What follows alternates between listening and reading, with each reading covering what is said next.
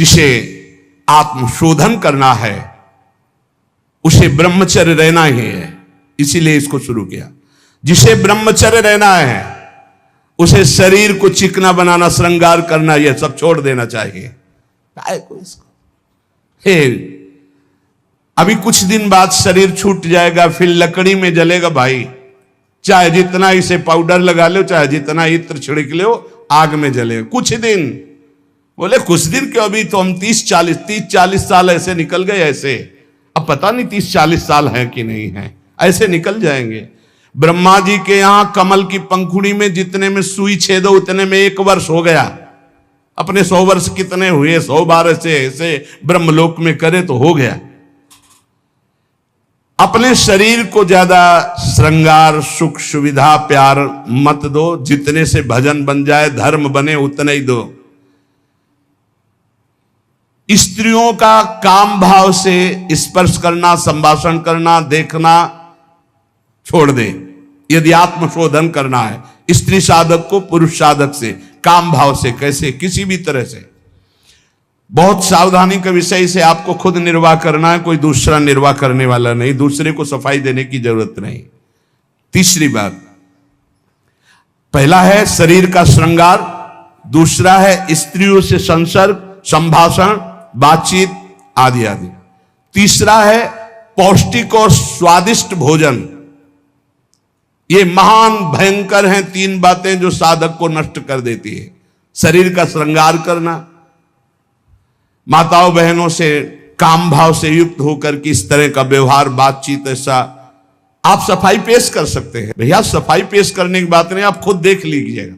आपका अगर दृष्टि ठीक है, आपका भाव ठीक है, आपका व्यवहार ठीक है, भगवान को साक्षी करके, तो कोई दोष नहीं है। लेकिन यदि आप अंदर से दूषित हैं तो आप बचिए। और स्वादिष्ट बलिष्ठ भोजन, आत्मशोधन करने वाले उपासक को जरूरत नहीं, कोई जरूरत नहीं। ये घी, रबड़ी, रसगुल्ला, दूध और ये बादाम, पिस्ता, ये गृहस्थों के लिए बने, ये भगवत मार्ग के पथिकों के लिए नहीं, उनके लिए नाम रूपी बल और ब्रह्मचर्य का महान ताकत, एक अद्भुत बल, एक अद्भुत उत्साह, एक अद्भुत तेज बना रहता। बादाम में थोड़ी है, हलवा में थोड़ी है। बादाम हलवा खा के तो बेकार हो जाओगे। शुद्ध सात्विक थोड़ा अन्न एक बार डाल लिया शरीर पोषण के लिए, बस जल, व्यायाम, प्राणायाम, ब्रह्मचर्य, इससे बहुत बड़ा बल प्राप्त होता है। हमें निरंतर मन को वश में करना, मन को वश में करने के लिए ये शारीरिक बल की जरूरत नहीं है। शारीरिक बल तो अपने आप बना रहता है। उत्साह, एक आत्मिक शक्ति, एक बल, एक अलौकिकता रहती है। ये निकृष्ट आचरण करने से नहीं। स्वादिष्ट और पौष्टिक भोजन की कोई आवश्यकता नहीं ब्रह्मचारी के लिए कि 5 चम्मच उसमें दाल में घी डाल के और इस सब कर, फिर कैसे हजम करोगे।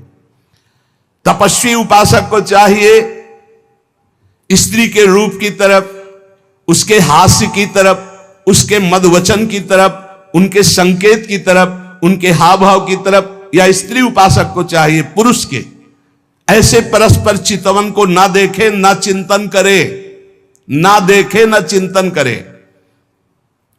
परस्पर विरोधी शरीर को राग पूर्वक देखना, उनके अंग प्रत्यंगों का चिंतन करना, उनकी बातें करना, ये ब्रह्मचर्य कदापि नहीं रह सकते जो ऐसे आचरण वाले लोग हैं। ब्रह्मचर्य व्रत में रत रहने वालों को अत्यंत सावधानी पूर्वक अपनी इंद्रियों को दर्शन, संभाषण, चिंतन से बचाना है। जो भिक्षुक ब्रह्मचर्य का आनंद प्राप्त करना चाहता है उसको अच्छे अच्छे पदार्थों के स्वाद पाने वाली जिह्वा पर काबू करना होगा। हाँ, ये जवानी जो है ये व्यतीत होनी चाहिए तपस्या में, जलने में व्यतीत होनी चाहिए। तो बुढ़ापा में वर्षा हो जाएगी।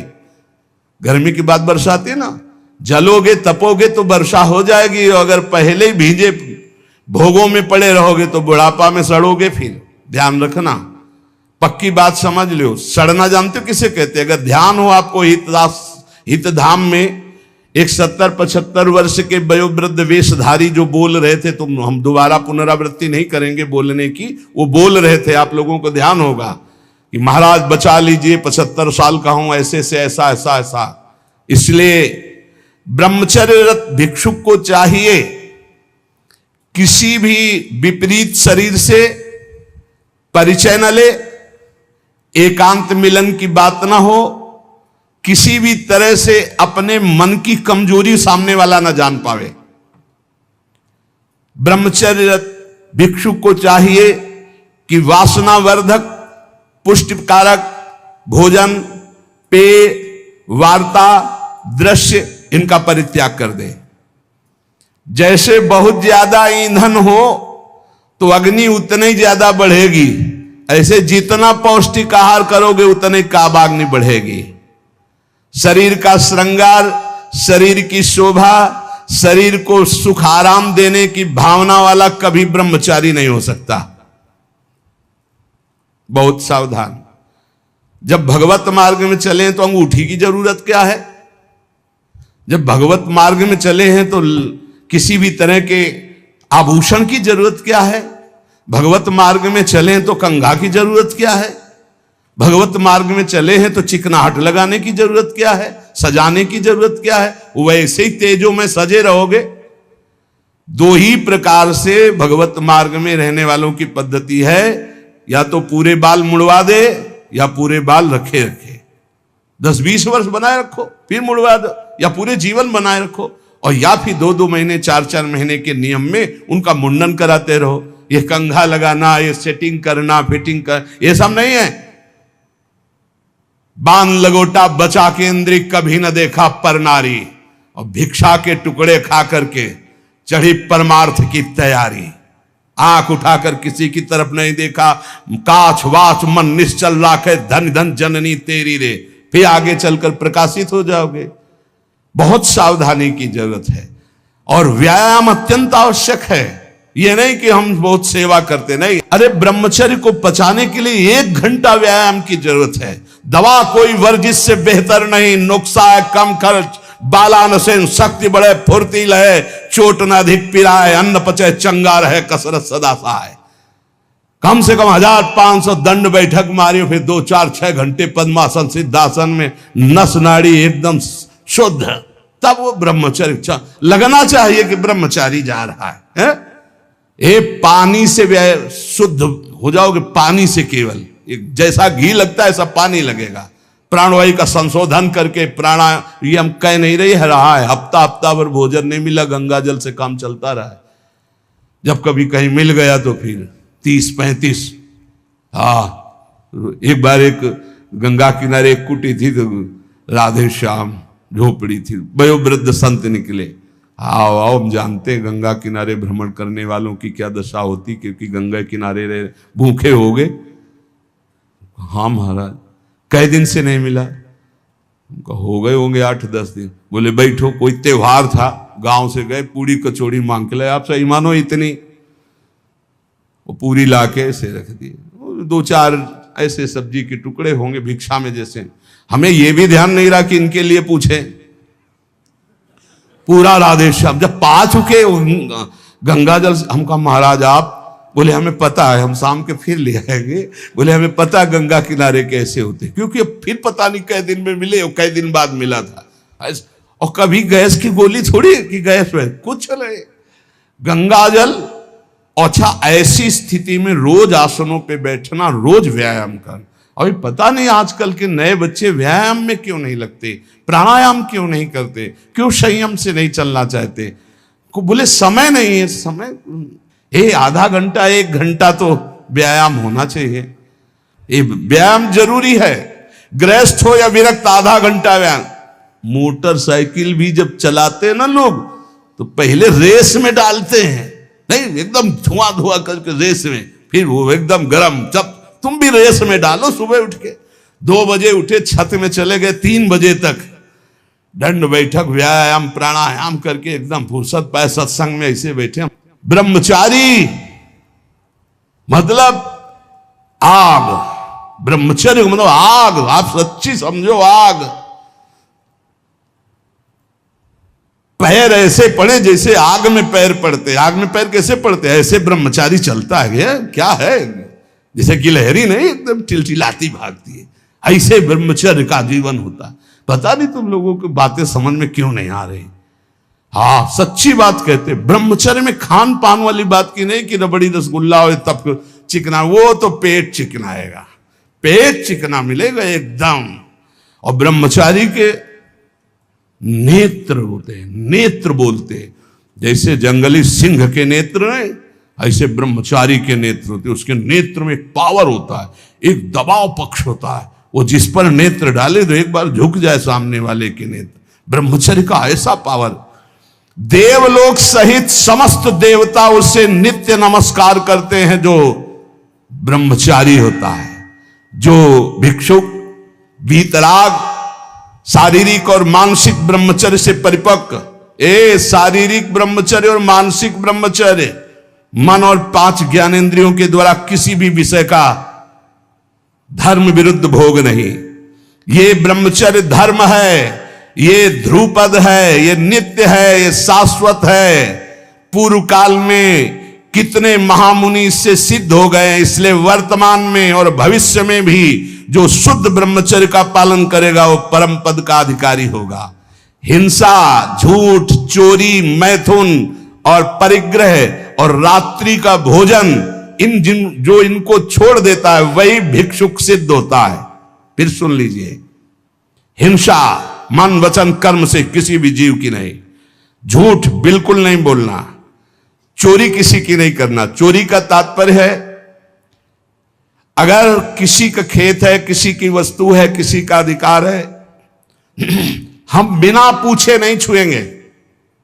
अगर वो दतून भी लेनी है और किसी के दरवाजे पे पेड़ है तो हमें इंतजार करना होगा। अगर पता चल रहा है कि गांव समाज की जमीन है, सरकारी जमीन है, किसी का अधिकार नहीं, तो हम उस वृक्ष से भिक्षा मांगेंगे, हमें एक दतून दे दीजिए। ऐसे नहीं है कि हम किसी वस्तु को स्वतः, जैसे गंगा किनारे बारी होती है और उनसे ऐसे आप फल तोड़ करके खा रहे हैं तो आप चोर हैं। यह नहीं कह रहे हमारा, नहीं, किसी की कोई भी वस्तु बिना भिक्षा किए नहीं लेना है। आगे है मैथुन का पूर्ण त्यागी वीतराग परमहंस, बैरागी, किसी भी तरह के अष्ट मैथुनों में से एक भी नहीं। और परिग्रह, दान नहीं, इसीलिए भिक्षा शब्द है। तुम हमें दे रहे हो, हम नहीं लेंगे, हमें जरूरत होगी हम मांग लेंगे, हम भिक्षुक हैं। ये उपासकों की, अच्छे जो उपासक उनकी रहनी होती, ले 100 रुपया नहीं जरूरत है हमें, आधा घंटा बाद जरूरत होगी तो हम किसी से मांग लेंगे। ए भाई, अगर हमें जहां लगेगा तो हम 5 लोगों से मांग लेंगे अगर जरूरत है, लेकिन हम तुम्हारे देने पर नहीं लेंगे। तुम्हारे देने पर दान होगा और हमारे लेने पर भिक्षा होगी। हमें जब आवश्यकता होगा, जहां से श्री जी प्रेरित करेंगे, हम मांग लेंगे, हमें नहीं चाहिए। हिंसा, झूठ, चोरी, मैथुन, परिग्रह और रात्रि का भोजन, ये साधक कभी रात्रि में भोजन न करे। और सूर्य अस्त होने के 30 मिनट पहले या 30 मिनट बाद, बस इसके आगे नहीं जाना चाहिए। जिसको ब्रह्मचर्य रहना है, साधना में रहना है, एक 9, 10, 11 बजे आराम से आप खूब बतरा के अच्छे अच्छे पदार्थ पा रहे हो, ये सब साधना के खिलाफ बात है। अगर इस समय भोजन नहीं होता, 4, 5, 6 सूर्यास्त के 30 मिनट पहले और 30 मिनट बाद तक, फिर आप पानी पी के काम चलाओ या दुग्ध ले लो 200-250 ग्राम। भोजन भरपेट मत करो, क्योंकि हमें 1 बजे रात्रि से जगना है, 2 बजे रात्रि से जगना है, हमें साधना में लगना है। और ठसाठस 11 बजे तक यहाँ पा लिए तो 10-11 बजे तक के लिए वो प्रमाद स्थिति पैदा कर देगा। रात्रि का भोजन निषेध है साधु के लिए, या तो सूर्यास्त होने के पहले या बस सूर्यास्त होने के बाद ही 30 मिनट बाद तक, मतलब 7, बहुत बहुत अधिक 7:30, 8, इसके आगे नहीं। 9, 10, 11, 12 ये सब नहीं।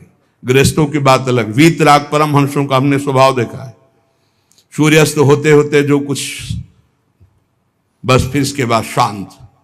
ये रात्रि को भोजन तो एकदम निषेध है, 8 के बाद तो पाना ही नहीं चाहिए।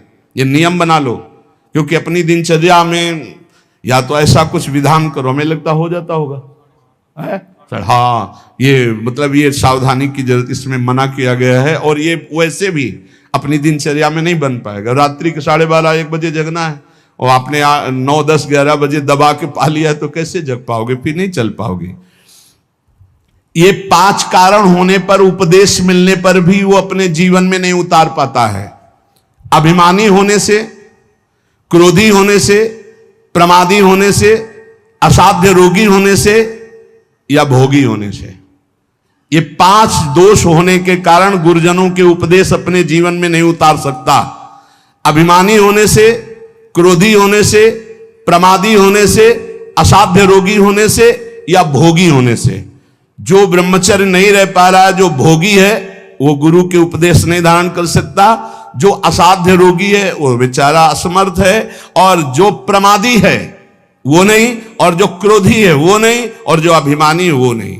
जो गुरु की आज्ञा का पालन करता है, उनके इशारों को समझता है, उनकी आज्ञा में अपने प्राण समर्पित किए हैं, उसके अंदर संपूर्ण भागवतिक सद्गुण प्रकाशित हो जाते हैं। इसलिए उद्धत ना हो, नम्र रहो, चपल ना हो, शांति स्थिर रहो, मायावी मत बनो, सरल रहो, कोई नौटंकी नाटक नहीं, कौतूहली मत बनो, गंभीर रहो, किसी का तिरस्कार मत करो, सबको सम्मान दो, किसी से क्रोध वार्ता मत करो, क्षमा करो, अपने मित्रता का व्यवहार सुरक्षित रखो, शास्त्र का अध्ययन करो, पर शास्त्र के ज्ञान का घमंड मत करो। कोई भी तुम्हारे पर क्रोध करे, अप्रिय व्यवहार करे, तुम उसकी भलाई करो, ईश्वर से प्रार्थना करो कि उसकी बुद्धि शुद्ध हो। ऐसे उपासक को परम पद की प्राप्ति निश्चित होती है। जो श्रवण किया उसको मनन करो, आचरण में उतारो, नाम जप करो, जीवन इस जन्म में भगवान की शरण तक पहुंच ही जाए, भगवत प्राप्ति हो ही जाए पक्का। जो भी हास्य विनोद में भी सत्संग में कहते हैं वो केवल शिक्षास्पद कहते हैं। किसी का नीचा दिखाना या किसी का उपहास करना हमारा लक्ष्य नहीं, लेकिन आप उपहासपद आचरण ना करें। आप ऐसा कोई पहनावा, ऐसा कोई खान पान, ऐसा कोई नाटक ना करें जो हमारे सनातन धर्म के विरुद्ध है, जो हमारे शास्त्र के विरुद्ध है। उससे आपका पतन हो जाएगा, पक्का समझो। बहुत बड़ा प्रभाव होता है सात्विक आहार, सात्विक भेष, सात्विक चिंतन, इससे बहुत उन्नति होती है। और असात्विक आहार, असात्विक भेष, असात्विक मन माने आचरण, इनसे बहुत पतन हो जाता है। इतना पतन हो जाता है, आप सोचो, जिन माता पिता परिवार को प्राणों से अधिक प्यार किया जाता है, बुद्धि भ्रष्ट हो जाती है, काम से पीड़ित होकर वो अपने परिवार के गले काट देता है, भाग जाता है दूसरे पुरुष के साथ या दूसरी स्त्री। ये क्या बुद्धि भ्रष्ट हो गई। जिनकी पूजा करनी चाहिए उनकी हत्या कर देते हैं, जिनको हमें शीश पर आज्ञा उनके शीश उतार लेते हैं। ये बुद्धि भ्रष्ट हो जाती है। आप देख लो, समाज में देख लो क्या हो रहा है। इसीलिए हम अगर विनोद में भी कोई बात कहते हैं तो तुम्हारे मंगल के लिए कहते हैं। किसी को कभी कुछ चुभे, कभी कुछ कोई शब्द चुभे, उसका विचार करना वो बहुत ही कड़वा होगा, लेकिन आपको स्वस्थ करने लायक होगा। जैसे कुछ ऐसी औषधियां होती, कुछ ऐसे चूर्ण होते हैं, बड़े कड़वे होते हैं, नीम जैसे लगते हैं, लेकिन वो आपका परम मंगल करते हैं। इसलिए प्यारे, हमारा किसी को दुख पहुंचाना उद्देश्य नहीं, हमारा उद्देश्य तुम्हें परम सुख प्रदान करना। पर तुम अपनी स्थिति को, अपने धर्म को, अपने आचरणों को भूल गए और मनमानी आचरण कर रहे हो, इसलिए तुम्हें जरूर बुरा लग सकता है। जैसे शास्त्रों में बार बार ये आकर्षण की निंदा की गई। अब अज्ञान के कारण, न जानने के कारण वो शास्त्रों को कहते हैं, स्त्री की शरीर की निंदा की, तो किसी के शरीर की कोई कौन सी वंदना की गई है?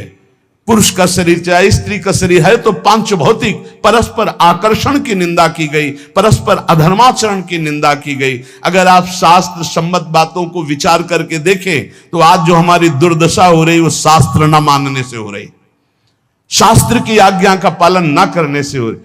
कि जब तक तुम्हारे शरीर में बुढ़ापा नहीं आता, कोई असाध्य रोग नहीं हो जाता, तुम्हारी इंद्रियां बलवान हैं, तब तक तुम अपनी इंद्रियों को गलत आचरणों में मत उतारो और अपने कल्याण के लिए उपाय कर लो। नहीं बुढ़ापे में या असाध्य रोग में या इंद्रियां जब निर्बल हो जाएंगी तब तुम कुछ नहीं कर पाओगे। जो मनुष्य दूसरे प्राणियों के शरीरों की हिंसा करके या हिंसा करवा के या हिंसा का अनुमोदन करके अपने शरीर को पुष्ट करता है। जैसे पशुओं को लाके काट के फिर खाना, बोले हम काटते तो नहीं, दुकान से ले आते हैं। तो दूसरा, हम लाते भी नहीं है, मंगवा लेते हैं।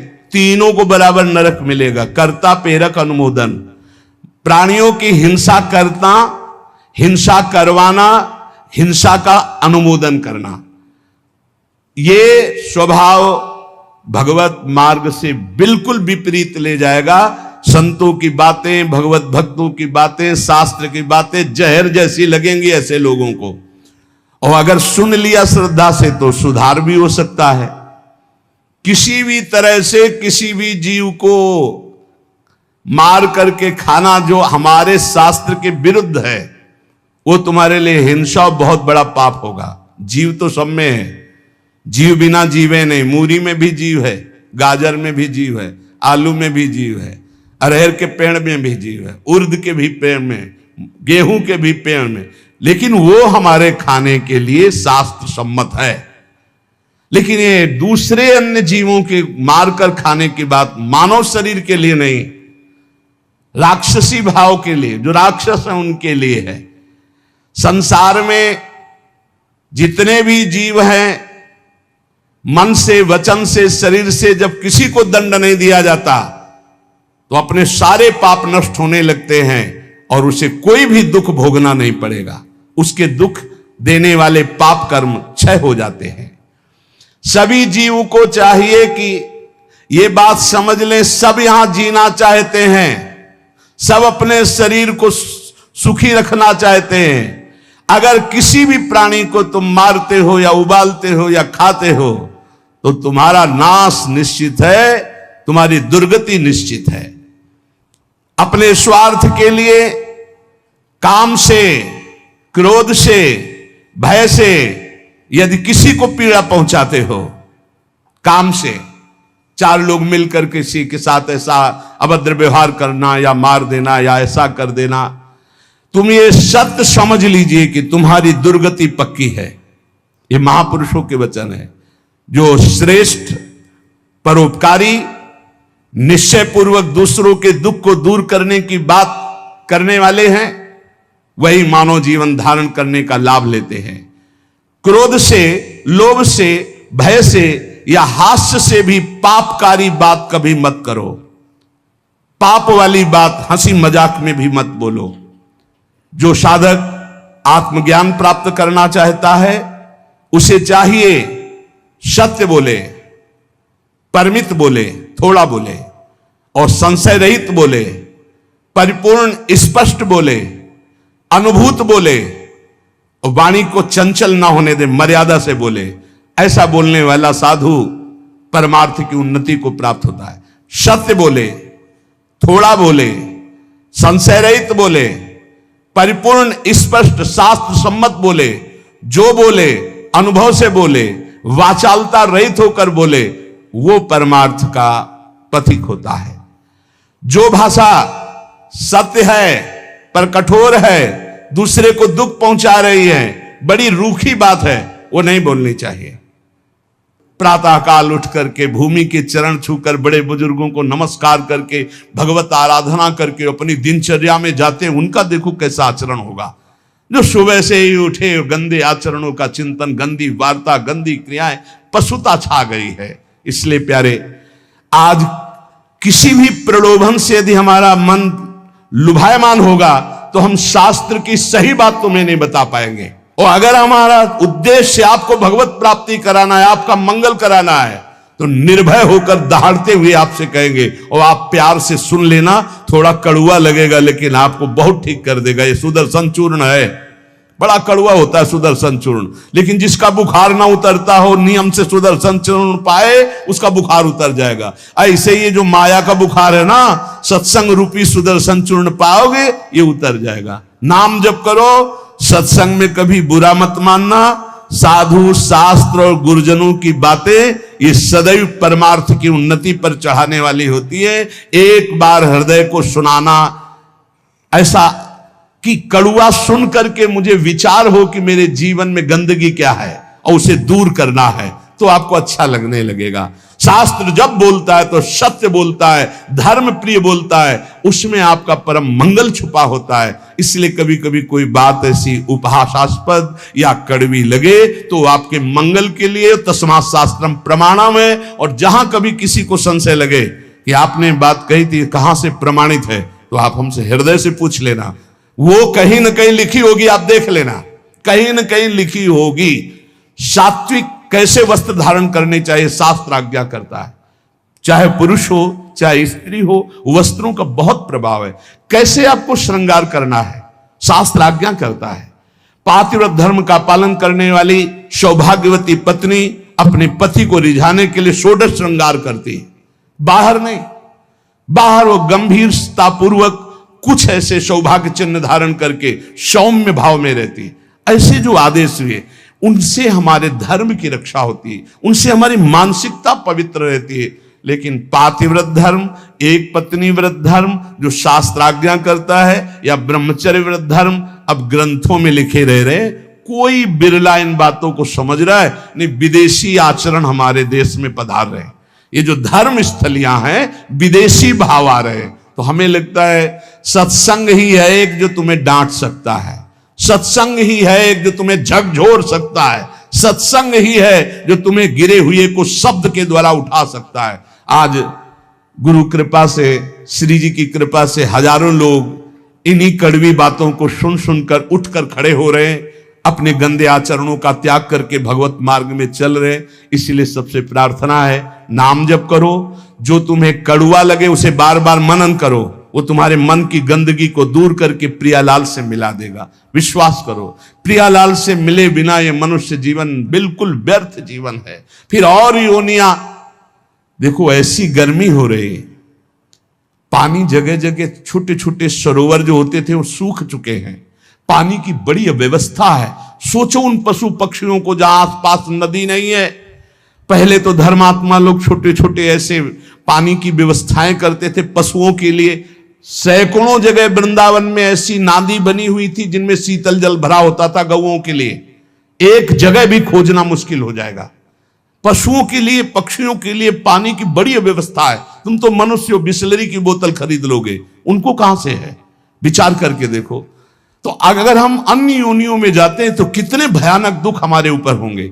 जंगलों में पानी सूख रहा है, पानी की कोई व्यवस्था नहीं। बहुत से ऐसे पशु पक्षी हैं जो चल करके जा करके नदी में पानी नहीं पी सकते, उनको वहीं नजदीक पानी चाहिए। कहां पानी की व्यवस्था है? पहले हमने देखा इसी वृंदावन में बड़े बड़े ऐसे पात्रों में पानी भरा हुआ है पशु पक्षियों के लिए, और नादी बनी हुई बड़ी बड़ी, उनमें शीतल जल भरा हुआ गौओं के लिए। बड़ी उदारता रहती थी। 50 जगह लोग शीतल मट के लिए जल प्याऊ थे सबको पिलाने के लिए। सब धर्म धीरे धीरे ह्रास होता चला जा रहा है। इसलिए उठो, धर्म के मार्ग में चलो, दूसरों का हित करो, शरीर के सुख की ज्यादा चिंता मत करो। ये लकड़ी में रखकर जलाया जाएगा या गाड़ दिया जाएगा, इससे कमा लो तपस्या, ब्रह्मचर्य, संयम, नियम, नाम जप।